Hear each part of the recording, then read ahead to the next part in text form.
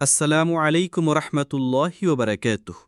আপনাদের পাশে আবুরহাট উত্তর কাজীগ্রাম শানে মদিনা হাফেজিয়া মাদ্রাসা।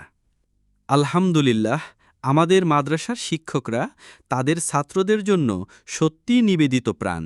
তারা শুধু বাংলা, অঙ্ক, ইংরেজির মতো সাধারণ বিষয়ই নয়, বরং আরবি শিক্ষার প্রতিও বিশেষ গুরুত্ব দেন। তাদের অক্লান্ত পরিশ্রম আর আন্তরিক যত্নের কারণে আমাদের শিক্ষার্থীরা আজ সাফল্যের পথে এগিয়ে যাচ্ছে। মহান আল্লাহ শিক্ষকদের এই মহৎ প্রচেষ্টাকে কবুল করুন।